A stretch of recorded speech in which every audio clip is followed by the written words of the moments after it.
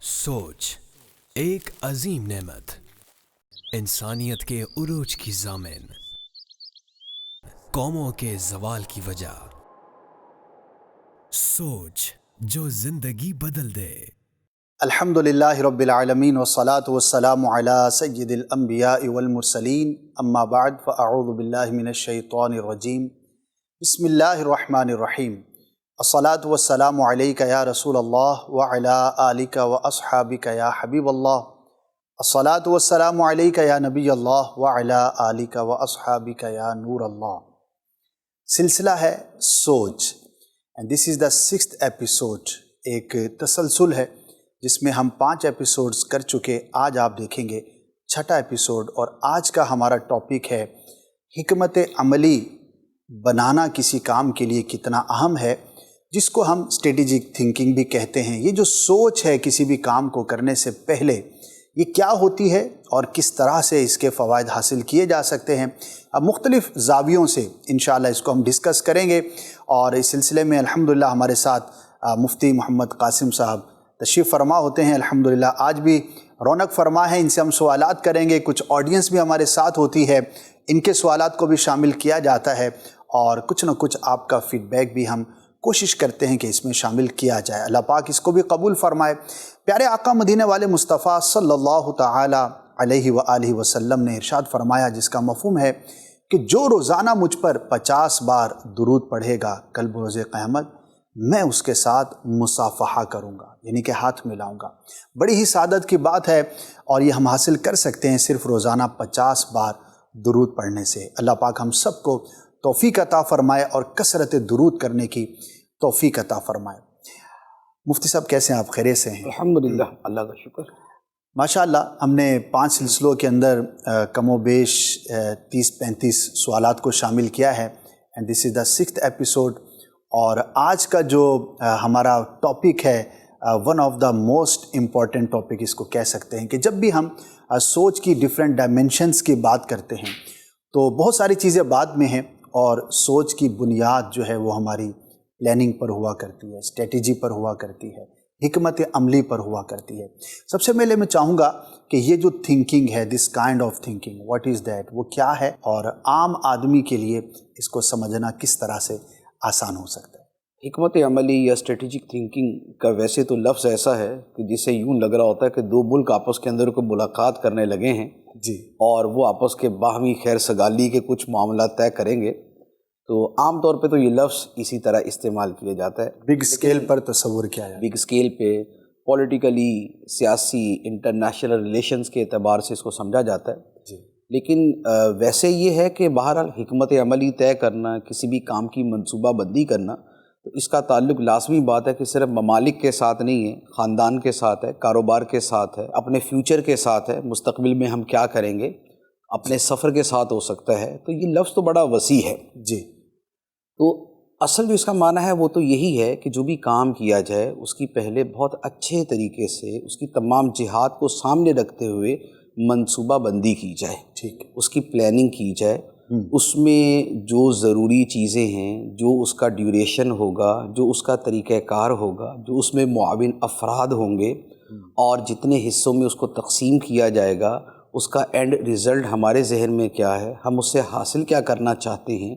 तो ये जितने पहलू हैं, सही, इन सब को सामने रखते हुए जो तरीक़ाकार वज़ा करना होता है, इसे स्ट्रेटेजिक थिंकिंग कहते हैं। सही, और इसकी जो अहमियत है वो बड़ी वाज़ेह सी होती है जी, कि दुनिया में जो कामयाब कौमें हैं, जी, अगर आप उनको देखें तो वो वही हैं कि जिन्होंने ये वाली प्लानिंग जो है ये बड़े स्केल पे की। सही, अच्छा, अफराद में वो अफराद कामयाब होते हैं कि जिन्होंने अपनी ज़िंदगी की बाकायदा प्लानिंग की। सुबह अफराद करते हैं तो अफराद कामयाब होते हैं, कौमें करती हैं तो कौमें कामयाब होती हैं।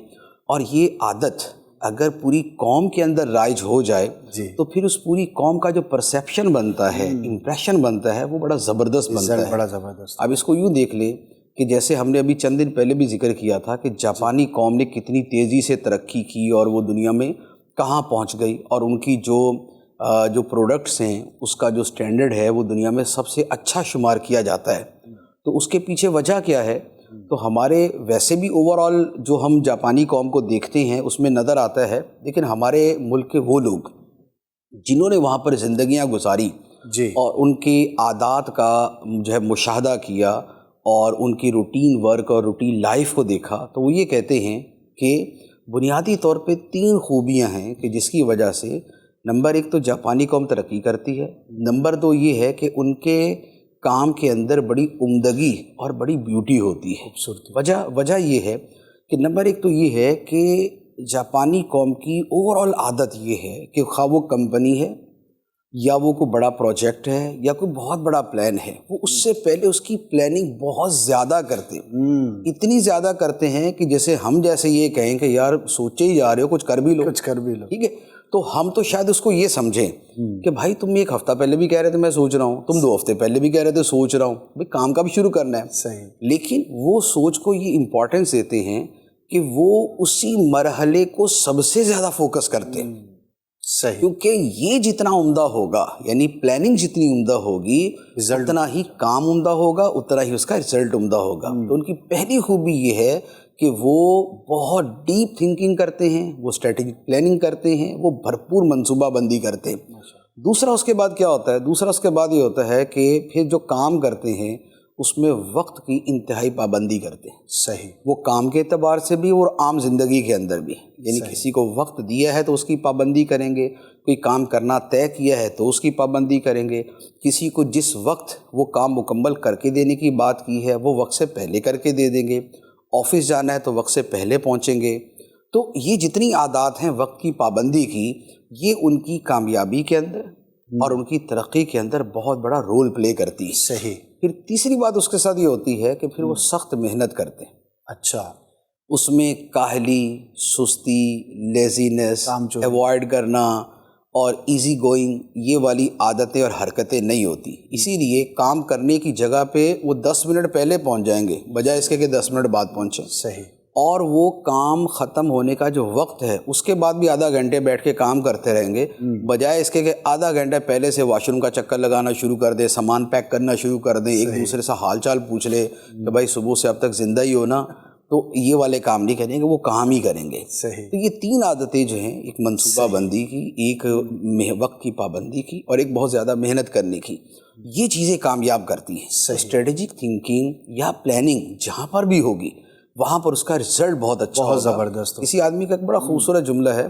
اس نے کہا کہ جس نے جنگ کی تیاری صحیح کی ہے، آدھی جنگ تو اس نے ویسے ہی جیت لی، ویسے ہی جیت لی، آدھی جنگ اس نے پہلے ہی جیت لی جب اس نے اس کی تیاری کی ہے۔ تو اس لیے یہ وہ چیز ہے کہ جس کے ذریعے نتائج کا حصول بڑا زبردست طریقے سے ہو جاتا ہے۔ ماشاء اللہ، بہت بنیادی بات ہے، اور جیسا کہ مفتی صاحب نے فرمایا کہ اس کا تعلق ہماری انفرادی زندگی کے ساتھ بھی ہے، ہمارے گھر کے ساتھ بھی ہے، ایون کہ اگر آپ کسی تقریب میں شرکت کے لیے جا رہے ہیں، آپ نے 8-10 گھنٹے کا ٹریول کرنا ہے، تو اگر آپ منصوبہ بندی کر کے آپ ٹریول کرتے ہیں تو بہت ساری مشکلات سے محفوظ رہتے ہیں۔ اللہ پاک ہمیں توفیق خیر عطا فرمائے۔ مفتی صاحب، یہ آپ نے ماشاءاللہ ایکسپلین بھی کیا، اس کی بنیادی جو ڈیفینیشن تھی وہ بھی ہم نے سنی۔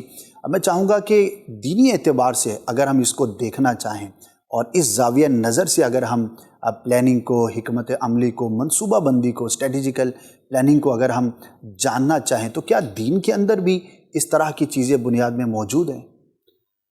دینی بنیادیں اس کی بہت سی ہیں، کیونکہ ہمارے ہاں تو ایک تو ہوتا ہے کام کا طریقہ کار سوچنا، ہم تو اس کے اعتبار سے بات کر رہے ہیں کہ کام کا طریقہ کار تھوڑا سا پہلے سوچ لیں اور کیا پیش آ سکتا ہے اسے سوچ لیں، لیکن ایک دینی اعتبار سے اس میں نیت کا بھی دخل ہوتا ہے نا، کہ ہم اچھی نیت کرتے کسی کام سے پہلے۔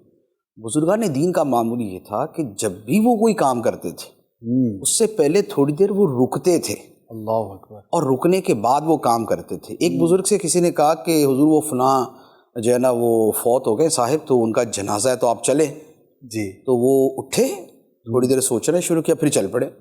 اچھا، انہوں نے کہا حضور جنازے کے لیے چلنے میں تو کوئی ایسا سوچنے کی حاجت نہیں ہوتی، صحیح، آپ جنازے کے لیے جا رہے اٹھیں اور چل پڑیں۔ فرمایا نہیں، میں وہ چلنے سے پہلے نیت کر رہا تھا اللہ اکبر، کہ میں اس جنازے میں شرکت کرنے جا رہا ہوں تو میری نیت کیا ہے۔ واہ، جنازے میں تو جنازے کی نیت ہی ہوگی، لیکن چونکہ نیتیں اور بھی ہو سکتی ہیں ثواب بڑھانے کے لیے، تو اس لیے وہ کرتے تھے۔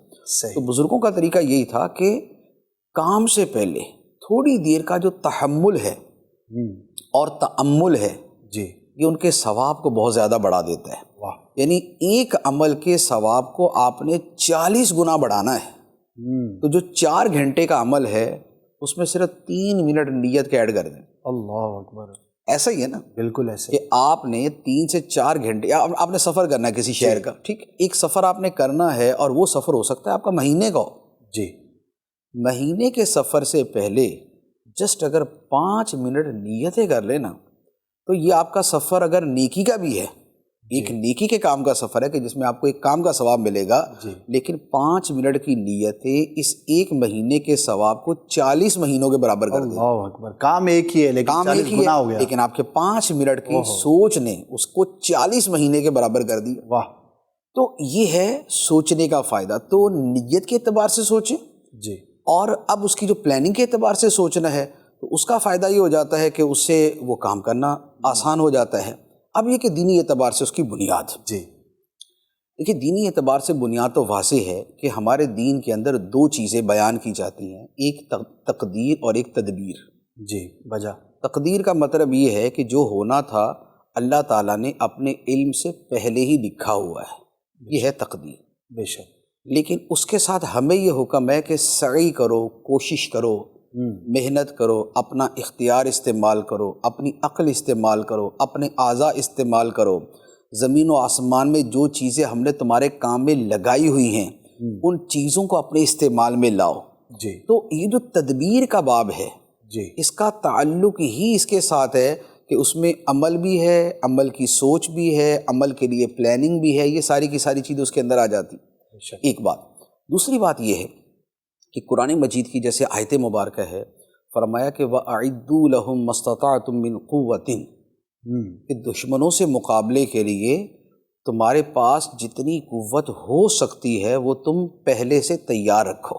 واہ. وہ پہلے سے تیار رکھو.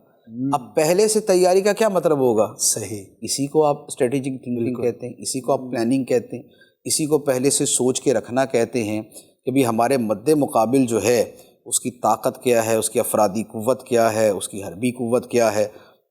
اب اس کے مقابلے میں ہم بھی وہی ساری کی ساری چیزیں تیار کریں گے. صحیح.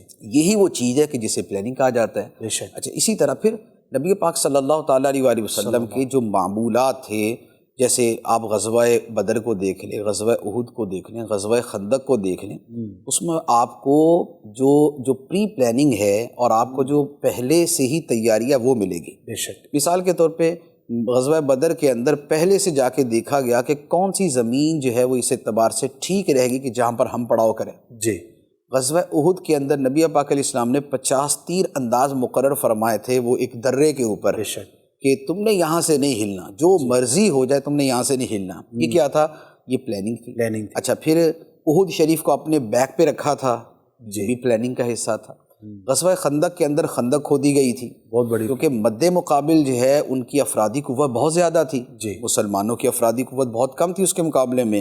تو اب درمیان میں خندق کھودی گئی. یہ پلاننگ، یہ وہ پلاننگ تھی کہ جب اس کو کفار نے دیکھا تھا تو وہ کہنے لگے واٹ از دس، یہ کیا ہے؟ حیرت زدہ ہو گئے. یعنی عرب کی دنیا میں ایسا کبھی ہوا ہی نہیں تھا. جی. اور نبی پاک علیہ الصلوۃ والسلام نے حضرت سلمان فارسی کے مشورے کے اوپر یہ آپ نے خندق کھودی تھی.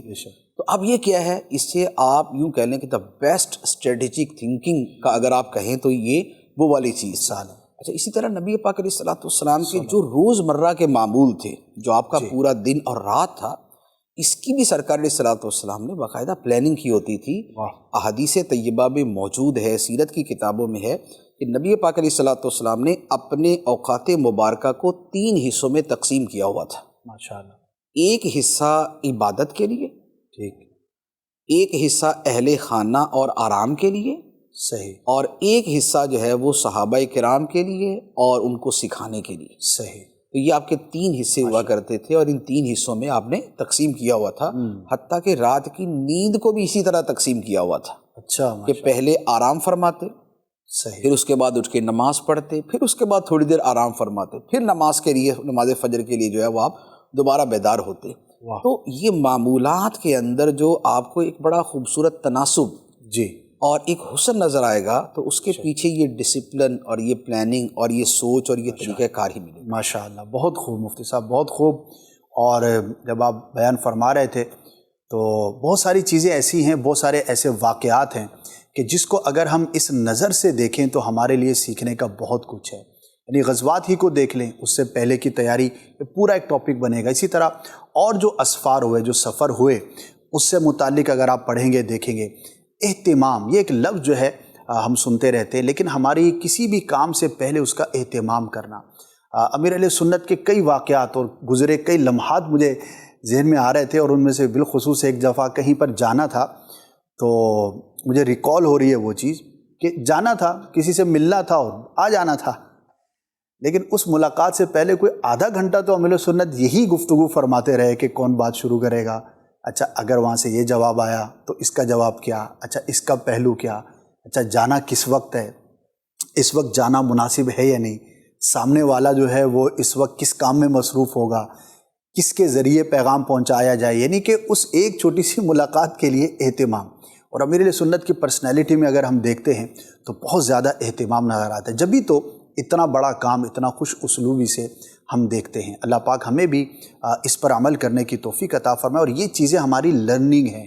یعنی بزرگوں سے فقط ہم نے نماز روزہ ہی نہیں سیکھنا، ان کی پرسنل لائف کو اگر ہم دیکھیں تو ہماری جو پریکٹیکل لائف ہے، ہماری جو اپنی نجی زندگی ہے، اس میں بہت کچھ کرنے کو جو ہے وہ سیکھنے کو ملتا ہے. یعنی کہ بالکل ادھم کی طرح اپنی زندگی کو نہیں گزارنا چاہیے، بلکہ اہتمام نظر آنا چاہیے، اطمینان کے ساتھ نظر آنا چاہیے. ہم چاہیں گے کہ یہاں پہ جو موجود ناظرین ہیں ان سے بھی کچھ سوالات کو شامل کیا جائے. جی آپ اگر کچھ پوچھنا چاہیں تو. جی میرا سوال یہ ہے مفتی صاحب سے. مفتی صاحب ہم اکثر اپنے معاشرے میں دیکھتے ہیں کچھ اس طرح کے لوگ ہوتے ہیں جو اچھی حکمت عملی بناتے بھی ہیں، لیکن کچھ وجوہات کی بنا پہ جو ہیں وہ فیل کر جاتے ہیں، اور وہ فیل ہونے کے بعد مختلف طریقوں سے جو ہے وہ کافی زیادہ ڈپریشن میں چلے جاتے ہیں. ہم ایسی سچویشن میں اگر کسی انسان کو دیکھتے ہیں اور تو ہم اس کی کیا مدد کر سکتے ہیں، اور اس صورتحال میں ہمیں کیا حکمت عملی اپنانی چاہیے؟ آپ نے سوال یہ کیا کہ بہت سے لوگ پلاننگ کرتے ہیں، سوچتے ہیں، اور اس کے بعد بھی ناکام ہو جاتے ہیں، اور پھر اس کی وجہ سے ڈپریشن میں چلے جاتے ہیں، پریشانی کا شکار ہو جاتے ہیں. اس حوالے سے میں دو چیزیں عرض کروں گا. پہلی بات تو یہ ہے کہ اکثر تو یہ ہوتا ہے کہ جو پلاننگ کر کے کام کرتا ہے وہ کامیاب ہوتا ہے، ناکام ہونے والے کم ہوتے ہیں. اکثریت ناکام وہ ہوتے ہیں جو پلاننگ نہیں کرتے. ایک تو یہ بات ہے. دوسری بات یہ کہ جب کوئی بندہ ناکام ہوتا ہے تو اس میں یہ دیکھا جائے کہ واقعتاً اس کی جو حکمت عملی اور پلاننگ تھی وہ ٹھیک تھی، لیکن رزلٹ نہیں ملا، یا اس کی پلاننگ کے اندر ہی کچھ کمی تھی.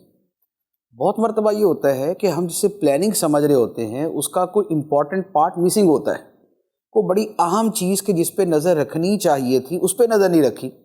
اب اس کے نتیجے میں باقی ساری چیزیں موجود ہیں، لیکن درمیان بھی چھوٹی سی کڑی اگر رہ گئی، اسی وجہ سے ناکامی ہو جائے گی.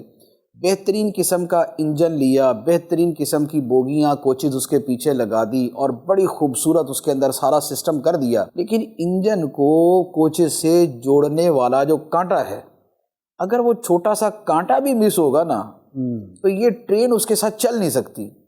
اسی طرح پلاننگ کے اندر ہی کہیں فلا ہوتا ہے، اسی کے اندر کہیں نہ کہیں کچھ کمی ہوتی ہے کہ جس کی وجہ سے ناکامی ہوتی ہے. تو لہٰذا پہلے تو یہی دیکھ لیا جائے کہ کیا ہماری پلاننگ کے اندر تو ناکامی کوئی کمی نہیں تھی. دوسرا یہ ہے کہ پلاننگ کرنے کے بعد ایک مرتبہ اسے تنقیدی نگاہ سے دیکھنا بھی چاہیے. صحیح. یا اس میں کہاں کمی ہو سکتی، یہاں یہاں یہاں یہاں یہاں. تو جب آپ ایک تنقیدی نگاہ ڈالتے ہیں تو پھر آپ کو خود ہی وہ چیز سامنے آ جاتی ہے جو بعد میں آئے گی تو آپ کو پریشان کرے گی. اچھا، پھر اس کے ساتھ یہ ہے کہ دیکھیں، تدبیر کند بندہ تقدیر کند خندہ. بندہ تدبیر کرتا ہے اور تقدیر خندہ کرتی ہے. تقدیر اس پہ ہنستی ہے کہ بندہ تو پلاننگ کر رہا ہے کہ جناب ایسا محل بنا رہا ہوں، 100 سال اس میں رہوں گا، اور اگلے سال اس کی موت آنی ہے. تو ایز اے مسلم کے یہ تو ہمیں اپنے ذہن میں رکھنا ہوتا ہے کہ ہماری تدبیر کوئی حرف آخر نہیں ہے کہ اس کے مطابق ہی ہوگا. اس کے اوپر ایک اور مشیت بھی ہے، اس کے اوپر ایک اور حکم بھی چلتا ہے جو رب العالمین کا ہے. تو ہو سکتا ہے کہ اس کی وجہ سے یہاں پر ہمیں ناکامی ہو جائے. اچھا، پھر اس کے ساتھ ایک اور بات یہ ہوتی ہے کہ ناکامی کی وجہ سے ڈپریشن میں چلے جانا یا اس کا بہت زیادہ سٹریس لے لینا، یہ ایک دوسرا مرحلہ ہے. آپ کی پلاننگ ٹھیک تھی، آپ نے اس کے مطابق عمل بھی کیا، لیکن اس کے بعد اس کا رزلٹ وہ نہیں نکلا، تو آپ پہلی چیزوں کے اوپر افسوس نہیں کریں گے نا کہ وہ تو آپ کی ٹھیک تھی. اب وہ جو ناکامی ہوئی ہے، اب آپ اس کو پازیٹیو لینے کی کوشش کریں گے. نمبر ایک تو یہ ہے کہ ہو سکتا ہے کہ یہ ناکامی ہی میرے حق میں بہتر تھی. کئی لوگ کسی شعبے میں جا کے ایگزام دیتے ہیں، امتحان دیتے ہیں، اس کی ایجوکیشن حاصل کرتے ہیں اور اس میں فیل ہو جاتے ہیں یا اتنے نمبر حاصل نہیں کر پاتے جتنے چاہیے۔ ایک آدمی نے MBBS کرنے کے لیے زور لگا دیا، 4 سال محنت کی، آخر میں جا کے فیل ہو گیا، ڈاکٹر نہیں بن سکا۔ اب اس کے اعتبار سے تو یہ اس کی زندگی کا ایک ایسا وہ مس ہیپ ہو گیا ہے کہ جو شاید اس کو پوری زندگی نہ بھولے۔ اب اپنے اعتبار سے وہ پتہ نہیں اپنے آپ کو کیا سمجھ رہا ہے، لیکن اب اس کے بعد جب اس کو یہ لات پڑ گئی فیل ہونے کی، اب اس نے کہا کہ چلو بزنس کرتے ہیں۔ اب اس نے بزنس شروع کیا اور وہ بزنس اس کا بھلے میڈیکل انسٹرومنٹس کا ہی ہے۔ اب جو اس نے ایک ڈاکٹر بننا تھا، اب 1000 ڈاکٹر اس کے پیچھے پیچھے ہیں، اب ہاسپٹل اس کے پیچھے ہیں، اب میڈیکل سٹور اس کے پیچھے ہیں، اب اس کا بزنس جو ہے وہ اربوں روپے تک پہنچ گیا۔ تو دیکھیں جس وقت ناکامی ہوئی اس وقت اس نے یہی سمجھا کہ میری زندگی ختم ہو گئی، میں نے اتنی محنت کی، کیا مجھے صلہ ملا؟ لیکن اس کے پیچھے ان مع العسر یسرا، بے شک تنگی کے ساتھ آسانی بھی ہے، بے شک تنگی کے ساتھ آسانی بھی ہے۔ تو جب بندہ یوں پازیٹیولی اس کو سوچتا ہے تو پھر بہرحال جو ہے وہ اس کے لیے خیر نمودار ہوتی ہے۔ اور پھر اس کے ساتھ ایک بات یہ بھی ہے کہ بہرحال زندگی صرف کامیابیوں کا نام نہیں ہے، زندگی کامیابیوں اور ناکامیوں کے مجموعے کا نام ہے۔ ہم دنیا میں رہ رہے ہیں، جنت میں نہیں رہ رہے۔ جنت کے اندر ہر خواہش پوری ہوگی، ہر دعا پوری ہوگی، ہر بولا ہوا پورا ہوگا، لیکن دنیا کے اندر پورا بھی ہوگا، نہیں بھی ہوگا۔ تو لہذا جب آپ دنیا کو ریئلسٹک تھنکنگ کے طور پہ لیں گے تو پھر آپ ریالٹی کے اعتبار سے ہی آپ اس کا امپریشن لیں گے اور اس کا اثر لیں گے کہ کیسا لینا چاہیے۔ ماشاءاللہ ماشاءاللہ، بہت خوبصورت انداز پر دونوں ہی پہلو بیان ہوئے، اور یہ ہمارے ذہن میں رہنا چاہیے کہ ہم کچھ بھی پلان کر لیں، کتنی بھی بہترین حکمت عملی ہم بنا لیں، لیکن بہرحال اس میں ناکامی کا کہیں نہ کہیں فیکٹر جو ہے وہ ضرور رہتا ہے۔ وہ ذہن میں رہے اور پہلے ہی سے رہے تو انشاءاللہ پھر ہونے والے نقصان کا جو صدمہ ہے وہ کم رہے گا۔ اور مسلمان کو ویسے ہی صبر کی، شکر کی اور جو دیگر چیزیں بڑی سپورٹیو ہوتی ہیں، اور بہت سارے مقامات پر پھر یہ چیزیں ہمارے کام آتی ہیں۔ ورنہ اگر ہر وقت ہی بندہ کامیاب ہوگا تو صبر کہاں پہ کرے گا؟ اگر مشکل ہی نہیں تو پھر وہ اس معاملے پر کہاں وہ اس کو جو ہے وہ ایکسرسائز کرے گا؟ تو یہ ساری چیزیں مل کر ایک، لیکن مجموعی طور پر، بنیادی طور پر ہمیں بہرحال اس تھنکنگ کو ضرور اپنے ذہن میں رکھنا چاہیے۔ مفتی صاحب، تھنکنگ کے بارے میں حکمت عملی اور یہ ساری گفتگو ہو گئی، لیکن اگر اس کے کچھ فائدے ذرا ڈیٹیل سے ایکسپلین ہو جائیں کہ میں آخر یہ اتنا اہتمام کیوں کروں، حکمت عملی بنا تو لوں لیکن اس کے کچھ بینیفٹس بھی میرے پیش نظر ہونے چاہیے۔ جب بینیفٹس ہمارے پیش نظر ہوتے ہیں تو پھر بندہ اس چیز کی طرف رغبت زیادہ کرتا ہے۔ تو اس اسٹریٹجیکل تھنکنگ کا فائدہ کیا ہے؟ فوائد تو بڑے واضح سے ہیں۔ سب سے پہلی بات تو یہ ہے کہ جب آپ کسی شے کی پلاننگ کرتے ہیں تو وہ کام آپ کے لیے آسان ہو جاتا ہے۔ بغیر سوچے کریں گے تو لازمی بات ہے مشکل ہوگا، سوچ کر کریں گے تو آسان ہوگا۔ وجہ یہ ہے کہ بعض اوقات ایک بڑا کام جب ہوتا ہے نا تو بڑا کام ہمارے سر پر اس بڑے کے اعتبار سے سوار ہوتا ہے، ایسا ہی بڑا کام ہے اور یہ ہم نے کرنا ہے۔ لیکن اب پلاننگ کا تقاضا کیا ہوتا ہے؟ پلاننگ کا ایک بڑا بنیادی سا اصول ہے کہ آپ بڑے کام کو چھوٹے حصوں میں تقسیم کر لیں۔ ٹھیک ہے، چھوٹے حصوں میں تقسیم کر کے اب آپ یہ دیکھ لیں کہ آپ نے کتنے عرصے میں کون سا کام کرنا ہے۔ ایک دن میں اتنا، ایک دن میں اتنا، ایک دن میں اتنا، ایک دن میں اتنا۔ اس کا نتیجہ یہ ہوگا کہ آپ کا کام تھا 360 دن کا، ایسا ہی، لیکن جب آج آپ نے صرف آج ہی کے بارے میں سوچنا ہے اور آپ یہ طے کر چکے ہیں کہ آج کا کام صرف اتنا ہے، ایسا ہی، اگر نہیں سوچا تو آج کے ساتھ اگلے 360 دن یا 359 دن جو ہے نا وہ آپ کے ساتھ ہی جڑے ہوئے، بالکل بوجھ بن جائے، وہ بوجھ بن جائے گا۔ لیکن جب آپ نے یہ سوچا ہوا ہے کہ آج کے دن مجھے صرف اتنا کرنا ہے، اس کا نتیجہ یہ ہوگا کہ اب آپ کے ذہن میں یہ ہوگا کہ بھئی اتنا ہی کرنا ہے، کر کے آپ فارغ ہو گئے، سینس آف اچیومنٹ بھی آپ کو مل گیا، آپ ریلیکس بھی ہو گئے۔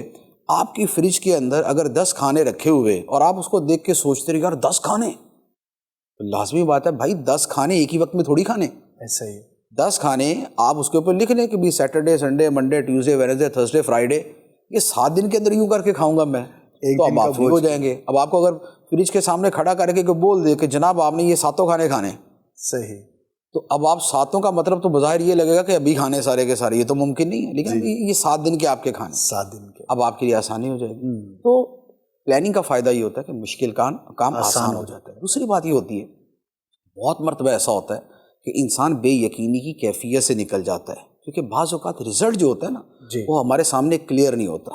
ایسا ہی. لیکن پلاننگ کی وجہ سے کیا ہوتا ہے کہ ہم نے اب اسے 10 حصوں میں مثلا تقسیم کیا ہے. جی جب ہم نے ایک حصہ کر لیا، جی اب ہمیں اتنا پتہ ہے کہ 1/10 کام ہو چکا ہے، ایسا ہی. 9/10 باقی ہے. جب ہم نے اس کے 5 حصے کر لیے، اب ہمیں یہ پتہ ہے آدھا ہو چکا ہے، آدھا باقی ہے.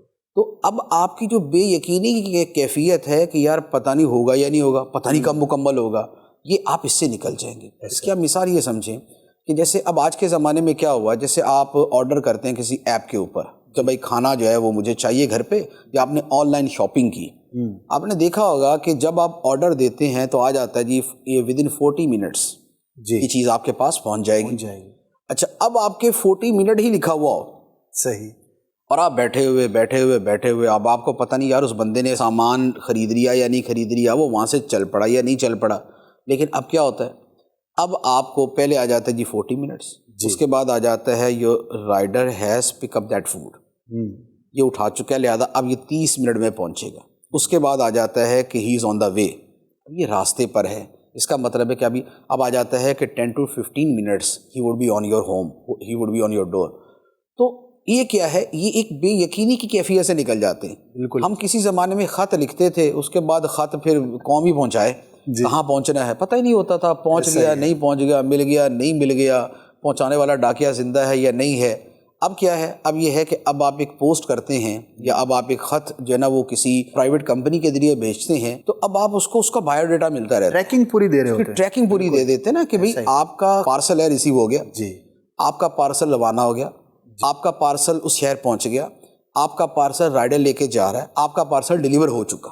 جی اب آپ کو پوری تسلی ہوگی. کمپنی کا معیار ہی اب اس پر آ گیا کہ اس کی ٹریکنگ اور سروسز کتنی اچھی. تو اچھا اسی طرح وہ جو آپ نے مجھے سسٹم دکھایا تھا جو مدنی چینل کا تھا، اب دیکھیے اس کے اندر کیسا بندہ فریش ہو جاتا ہے نا، اس کو پتہ ہے ہم نے آج سلسلہ کیا، مجھے نہیں پتا کہ بھئی کب چلنا ہے، کب اس کے اوپر کام ہوگا، ایڈیٹنگ کب ہوگی، اس کی سلیکٹنگ کب ہوگی.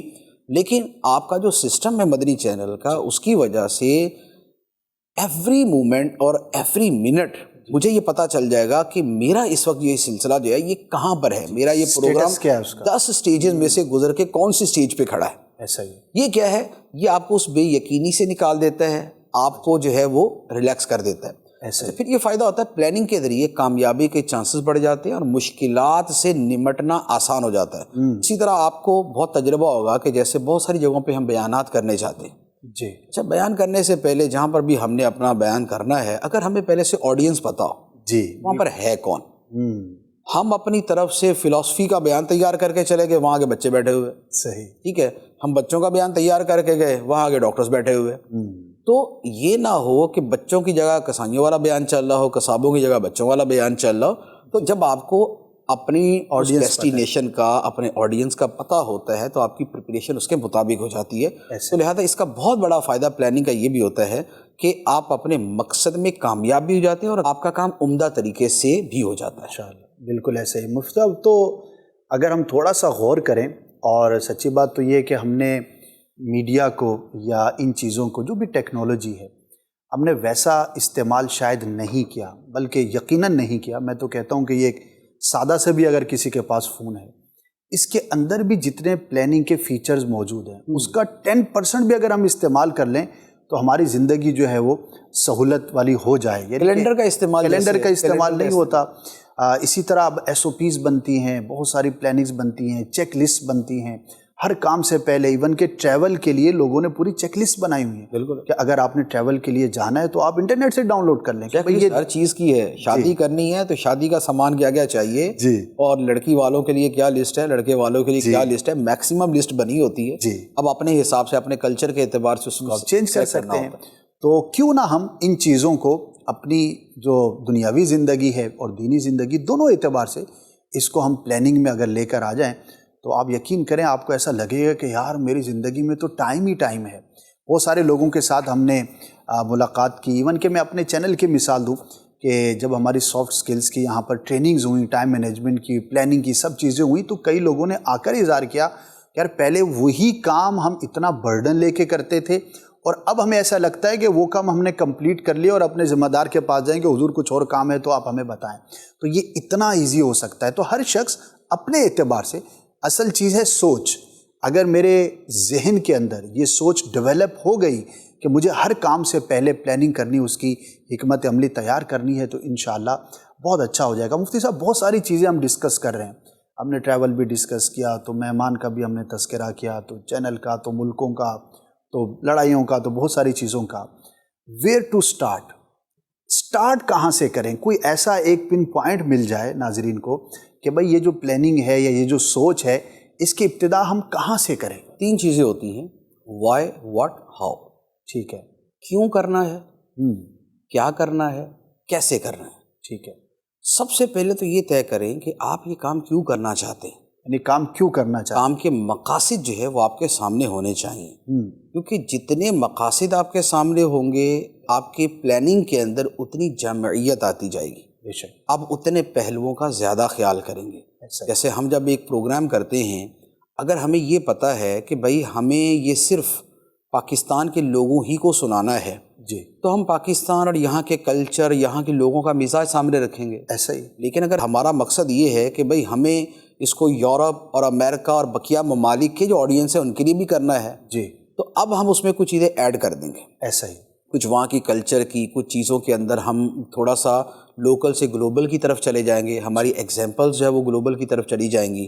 تو سب سے پہلے مقاصد طے کریں. مقاصد کی وجہ سے آپ کی پلاننگ اسی کے اوپر ڈیپینڈ کرتی ہے. بے شک. جسے کہتے ہیں نا اعمال کا دار و مدار نیتوں پر ہے. ایسے ہی. آپ اسی کو دوسرے الفاظ میں یہ سمجھ لیں کہ آپ کی کارکردگی کا دار و مدار آپ کی پلاننگ پہ ہے، اور آپ کی پلاننگ کا دار و مدار آپ کی سوچ پہ ہے. واہ کیا کہ بات. آپ نے کیوں وہ کام کرنا ہے. تو لہٰذا سب سے پہلے مقاصد طے کریں، ورنہ بعض اوقات بغیر مقصد کے بندہ کام کرتا ہے اور آخر میں جا کے اس کو پتہ چلتا ہے کہ یار یہ تو مجھے مطلوب ہی نہیں تھا، صحیح میں کہیں اور ہی پہنچ گیا. کہیں اور ہی پہنچ گیا. جیسے کہتے ہیں نا کہ بھئی آپ نے سیڑھی لگانے سے پہلے یہ دیکھ لیں کہ چڑھنا کس بلڈنگ پہ. صحیح.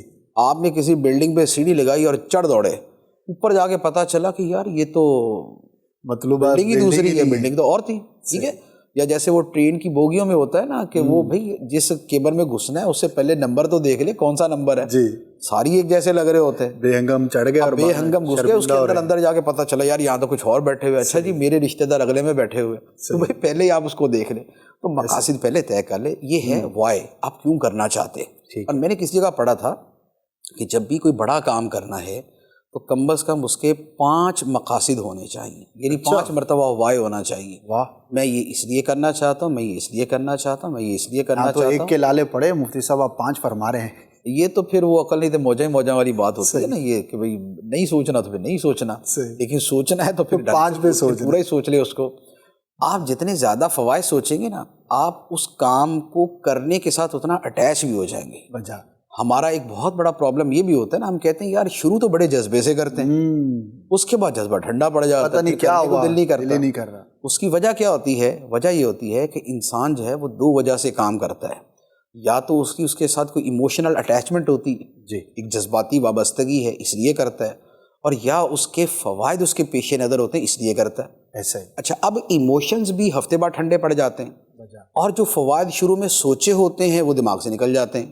تو اب دونوں فیکٹرز جب نکل گئے، اب اس کے بعد کام کرنے کو دل نہیں کرتا. ایسا ہی. لیکن اگر آپ نے اس کے زیادہ سے زیادہ فوائد سوچے ہوئے اور لکھے ہوئے، جی، اور آپ اسے وقتاً فوقتاً دیکھتے رہتے ہیں، تو آپ کا جذبہ نیچے نہیں جائے گا. وجہ بہت بنیادی. تو لہٰذا کام کرنے کا طریقہ یہ ہوتا ہے کہ آپ کے پیش نظر فوائد زیادہ ہوں. ایک ہمیں یہ بولتا ہے کہ بھائی انگلش سیکھ لو، پڑھے لکھے لوگ گے. صحیح. تو ہفتے بعد کہتے ہیں یار ان پڑھ ٹھیک ہے ہم بھائی. صحیح. جب انگلش سیکھنا مشکل لگتا ہے تو کہتے ہیں ایسے ہی صحیح ہیں ہم. لیکن ایک ہمیں اس کے ساتھ ایک پورا فیوچر نظر آتا ہے، اس کے بہت سارے ڈائمینشن نظر آتی ہیں، ہم اس کا دینی دنیاوی فائدہ دیکھتے ہیں. تو اب ہمارا جو موٹیویشن ہے وہ ایک لانگ ٹرم جو ہے وہ باقی رہتی ہے. برقرار ہے. Motivation needs motive. ترغیب جو ہے مقصد چاہتی ہے. آپ کے سامنے مقصد ہوگا تو آپ کو ترغیب ہوگی، آپ کو ترغیب رہے گی تو وہ آپ کام کریں گے. آپ کو پیاس لگے گی تو پانی پیئیں گے، پیاس ہی نہیں تو پانی کہاں سے پیئیں گے. ترغیب جو ہوتی ہے یہ پیاس کی طرح ہوتی ہے. جب آپ کو پیاس لگتی ہے تو اب آپ اس کے لیے دوڑتے ہیں. ہماری چونکہ ترغیب ٹھنڈی پڑ جاتی ہے تو ہمارا کام ٹھنڈا پڑ جاتا ہے. اور ہمارے ہاں یوں کہہ لے کہ ہمارا اوور آل کلچر جو ہے نا وہ ٹھنڈ پروگرام ہے. یعنی کہ ہم ٹھنڈے ٹھنڈے ہی ہیں، اب ٹھیک ہے یار وہ مولا کرے گا، رضا مولا ہما اولا. تو ہم تھوڑا سا اسی چیزوں کے ذریعے ہم بہانے بنا کے چیزوں سے بچ جاتے. کسی کام کے ساتھ جو کمیٹڈ ہونا ہے جی اور اس کو کر کے چھوڑنا ہے وہ ہمارے اندر نہیں ہوتا. اور وہ اس لیے نہیں ہوتا کہ ہمارے اندر اس کا جذبہ نہیں ہوتا. جذبے کے لیے ترغیب چاہیے، ترغیب کے لیے مقصد چاہیے. مقصد ہمارے سامنے نہیں ہوتا تو ہمارا کام جو ہے وہ ٹھنڈا پڑ جاتا ہے. بہت بنیاد. تو لہذا سب سے پہلے تو کام کے جو مقاصد ہیں وہ آپ کے سامنے ہونے چاہیے. دوسرے نمبر پر یہ ہے کہ اب ان مقاصد کے لیے آپ نے کیا کرنا ہے.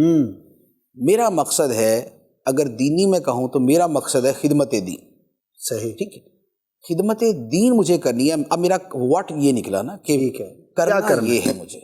اب اگر مجھے یہ کرنا ہے تو اس کے کتنے طریقے ہیں، یہ میں اس کو جتنا میکسیمم اس کو وہ میں ان ڈیٹیل کر سکوں، ڈیفائن کر دوں. اگر میرا دنیاوی مقصد ہے تو وہ میرا متعین طور پہ ہونا چاہیے. ایک یہ ہے بھائی مجھے کمائی کرنی ہے. کمائی تو بڑی مبہم ہے، روزانہ کے 25 روپے کما لینا کمائی ہوگی. یہ بھی نہیں، مجھے روزانہ کے 25,000 روپے کمانے ہیں. صحیح. اٹ مینس کہ مجھے ایک مہینے کے اتنے کمانے ہیں. فکس فیگر آپ کے سامنے ہو تو آپ کا جو مقصد ہے اس کا آپ کا مقصد متعین اور اس کے ساتھ جو آپ نے اس کے لیے کرنا ہے وہ متعین ہو. صحیح. اب یہ ہے کہ وہ کام کیسے کرنا ہے، کیسے کرنا اس کا طریقہ کار ہو جاتا ہے. طریقہ کار کے لیے کیا ہوتا ہے کہ طریقہ کار کے پھر یوں کہہ لیں کہ اس کے انگریڈینٹس ہیں، اس کے اجزاء ہیں اس کے. اب وہ کیا ہے کہ اس کام کے لیے آپ کو سرمایہ کتنا چاہیے، جی وقت کتنا چاہیے، افراد کتنے چاہیے، اس بندے کا رول کیا ہوگا، کتنے عرصے میں یہ مکمل ہوگا، اس کا جو اینڈ ریزلٹ ہے وہ بیسیکلی نکلے گا کیا.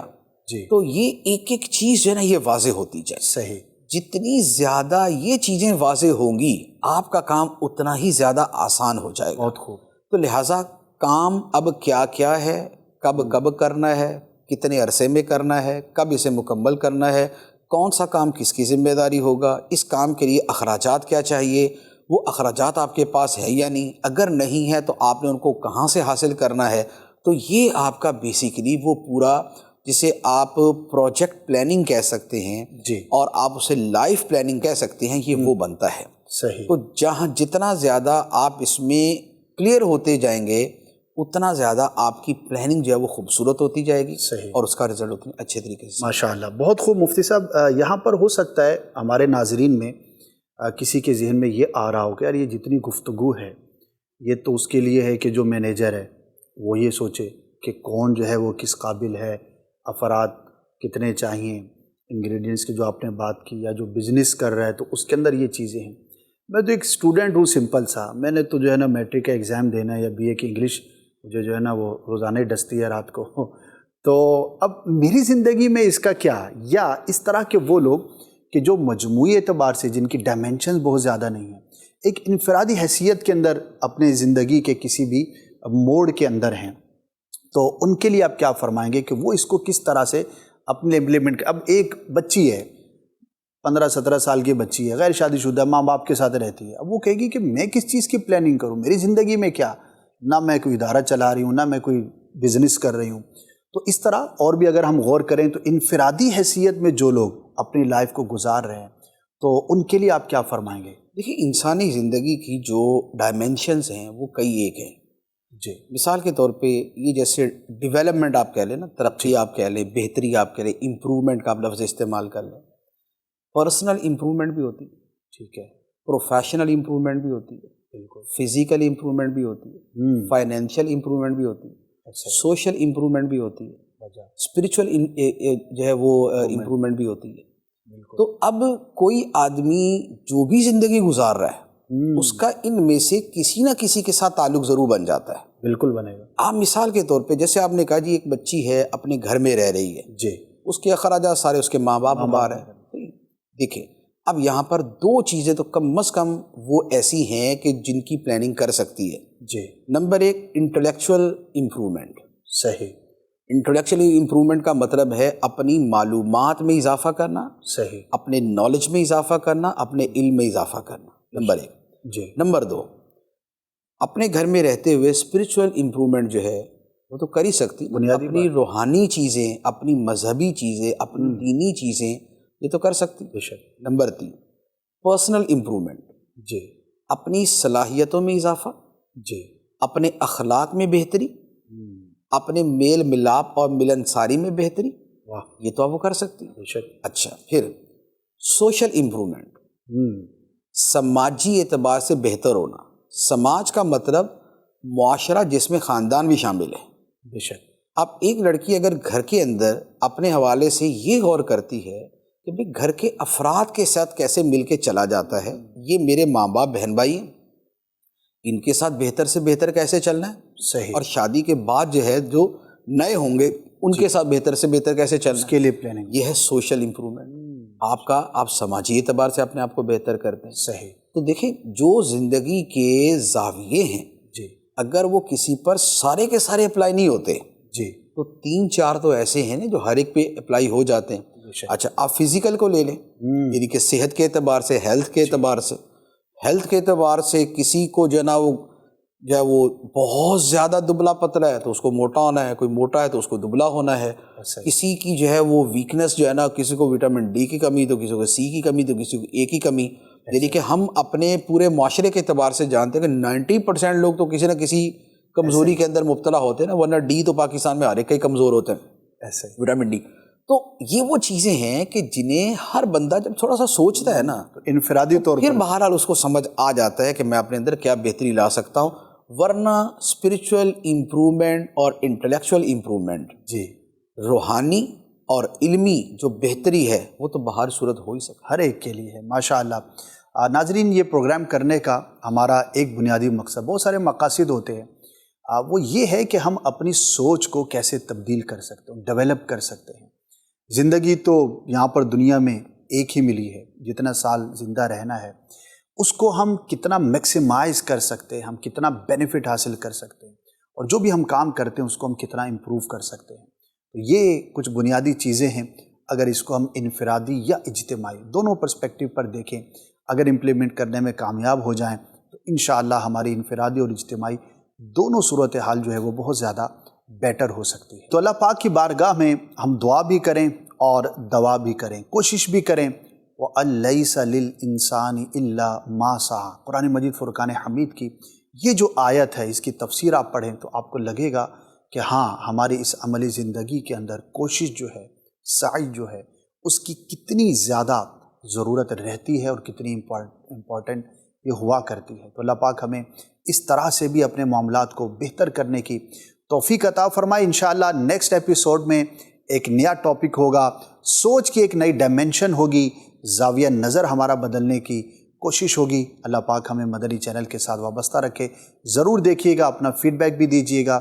صلو علی الحبیب صلی اللہ تعالی علی محمد صلی اللہ علیہ وآلہ وسلم. پلاننگ کے بارے میں جتنے مثبت انداز سے بات کی گئی، خاص طور پہ جاپان میں جس طرح سے بات کی گئی کہ وہ یہ بات کہتے ہیں کہ 80% کام ہمارا مکمل ہو جاتا ہے جب ہم اپنی پلاننگ مکمل کر لیتے ہیں، اور جو پریکٹیکل کام ہے وہ پھر سے 20% رہ جاتا ہے. کوئی بھی کام کر رہے ہوں تو اس سے پہلے گہرے انداز سے سوچنا، اس پہ سوچ بچار کرنا، تفکر کرنا بہت ضروری ہے. آج کا جو سیشن تھا اسٹریٹجک مینجمنٹ کے اوپر، جو کہ بہت زیادہ اچھا رہا، اور میں یہ نصیحت کرنا چاہوں گا کافی سارے اسٹوڈنٹس کو جو کہ اسکول گوئنگ ہیں، یونیورسٹی گوئنگ اسٹوڈنٹس ہیں، جو اپنی زندگی میں ٹائم مینیج نہیں کر پاتے اور مختلف طریقوں سے اسٹریٹجی نہیں بنا پاتے، تو ان کے لیے بہت زیادہ مفید ہوگا. سوچ ایک عظیم نعمت، انسانیت کے عروج کی ضامن، قوموں کے زوال کی وجہ.